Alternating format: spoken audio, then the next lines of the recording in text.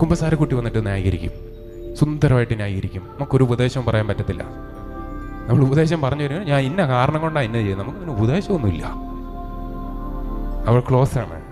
നമ്മൾ ചെയ്യുന്ന എല്ലാ കാര്യത്തിനും ഒരു ന്യായം ഉണ്ടല്ലോ, നമുക്ക് കണ്ടുപിടിക്കാൻ പറ്റുന്നേ, കുത്തിയിരുന്നാൽ കണ്ടുപിടിക്കാൻ പറ്റും.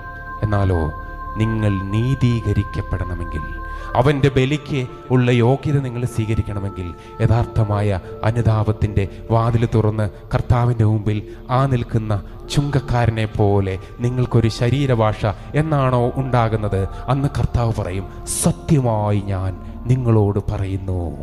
ഈ ചുങ്കക്കാരൻ ആ ഫരിസേനേക്കാൾ, ചുങ്കക്കാരൻ എവിടെ നിൽക്കുന്നു, ഫരിസേൻ എവിടെ നിൽക്കുന്നു?